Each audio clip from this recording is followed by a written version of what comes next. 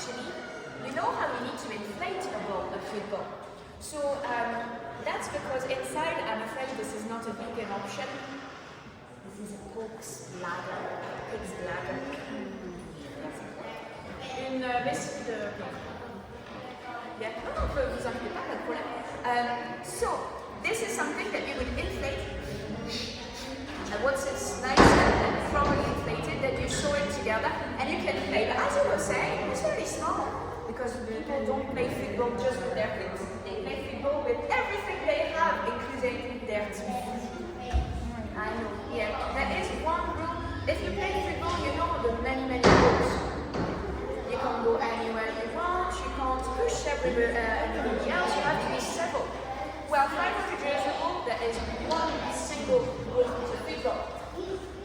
Don't kill anybody. That's literally the only rule. Baseline is don't kill somebody else. What that means is that if you are playing football and somebody is in your way, well, if you need to break a knee or two to go through, well, that's okay. That's within the rules. That's very violent, and I'm really glad you're playing a more civilized version of football today, definitely. But because you see, it was forbidden exactly because of that. Because it was too violent. Because it was too violent for people and too many casualties for, well, the area. Because, well, you would agree with me that today you play on a pitch, on a place that is for football, and a place that is empty just for the game. Well, again, in the Renaissance, when this palace was first built, we don't play football on the pitch. We play football in the streets. So you know the streets where you have the shops and the leather makers, the shoemakers, the pottery makers, all the breakable, the glass makers, all those things that you can break very easily. Well, now imagine that you have 30 people playing football in that very street that can do whatever they want, shoot whichever way they want.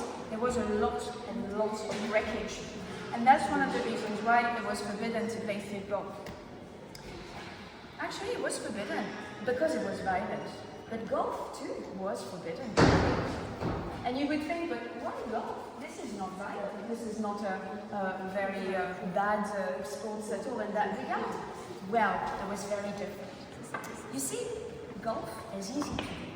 You can easily make yourself a little golf club, and then as long as you find a green and you have a ball with you, then that's it. You can play golf. The problem is because it's so easy, and because people like it very much. Well, they don't go to church. They neglect their Christian duties. Instead, every Sunday, instead of going to church, they just I don't know how you say that in English, but you just break the rules and just don't go to school. But basically that's what they do. And instead they just go to the golf green and they play golf. So at some point, very serious people decided that this couldn't keep going any longer. And so they forbid golf to be played, just so that people would actually go to church. And not just church. There was another thing that was going every Sunday after Mass. It was the practice of archery. Yes, that was actually your minimum, your base thing. You had to be a good archer. The problem is if you're not a very good archer, if you don't aim properly, it means that you can hurt many people from very far away. You can create a lot of casualties.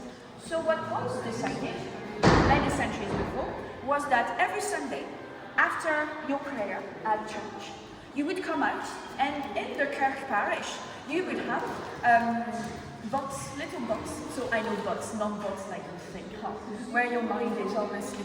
But little mounds of earth, a little pile of earth, onto which would be placed a target for archery practice. And so every Sunday, every man, every boy had to go to the communal box and shoot 6 arrows minimum. And you know how I said that it was forbidden to play golf and football? What usually happens when something is forbidden but you do it anyway? What's happening? Breaking the law, absolutely. And what usually happens if someone sees you breaking the law? You can get punished, exactly. Back then, don't worry, you're not going to lose your head because you've been playing football, but you will be fined. You will have to pay money, and sometimes a lot of money. And do you know where the money goes? It it goes to buying beer for the archer. I kid you not.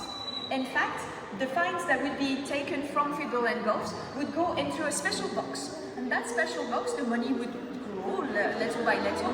And this box of money would then be separated in different little piles of money that would be given as reward, as prizes for archery competitions. Usually prizes that would be used for a very specific use to buy beer. So yes, the fines for football and golf are actually used to make archers drunk. Yay!